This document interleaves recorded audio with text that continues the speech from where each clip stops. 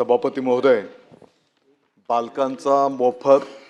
व सक्तीच्या शिक्षणाचा हक्क नियम 2011 जो काही आहे, या नियमामध्येच कलम 2D जर आपण बघितलं तर त्याच्यामध्ये अपेक्षित आहे की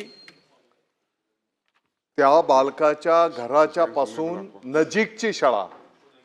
आता नजीकची शाळा याचं डेफिनेशन जर आपण 20-20, 30-30 किलोमीटर असं जर करायला घेतलं, अध्यक्ष महोदय, पहिलीचा विद्यार्थी म्हणजे 6 वर्षाचा तो विद्यार्थी, आणि अशा विद्यार्थ्यांना जर आम्ही 20-20, 30-30 किलोमीटरच्या अंतराच्या खाजगी विना अनुदानित शाळेमध्ये जर प्रवेश द्यायला घेतले तर त्याच्यातनं त्याचं आरोग्य, त्याची मानसिकता याचाही प्रश्न त्या ठिकाणी निर्माण होतो, असं पाहणीमधून आणि अनेक तक्रारींच्या माध्यमातून त्या ठिकाणी निदर्शनास आलेलं आहे. तत्राप या संदर्भामध्ये नागपूर खंडपीठामध्ये न्यायालयामध्ये ही केस त्या ठिकाणी आजच याचं हेरिंग आहे आणि माननीय नागपूर खंडपीठ जो काही न्यायनिवाडा करेल त्याप्रमाणे पुढे चर्चा विनिमय करून निर्णय करून मार्गक्रमण केलं जाईल. अध्यक्ष महोदय, मी स्पष्टपणे सांगितलं की या कलममध्येच जे नमूद केलेलं आहे नजीकची शाळा, आणि म्हणून नजीकची शाळा जी काही असेल त्या शाळेमध्ये प्रवेश घेण्याचा त्या बालकाला अधिकार आहे आणि त्या लहान बाळाचा मानसिक, शारीरिक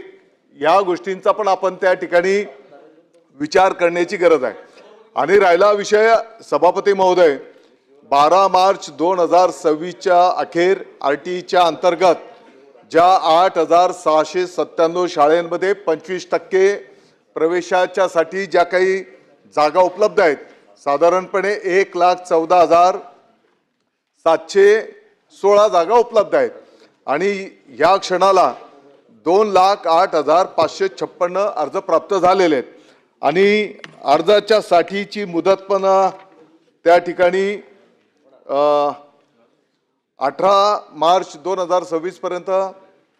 त्याची मुदत पण त्या ठिकाणी वाढवून देण्यात आलेली आहे. म्हणजे काही जागेमध्ये आपण काय कमतरता करतो आहोत किंवा त्याच्यामध्ये काही कोणाला प्रवेशापासून वंचित ठेवतो आहोत अशा प्रकारचं बिलकुल त्याच्यामध्ये हेतू नाही.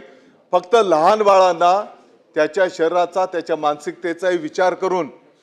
नजीकच्या शाळेमध्ये प्रवेश मिळेल याचं पारदर्शक पद्धतीने विभाग त्या ठिकाणी काम करायला घेतो आहे.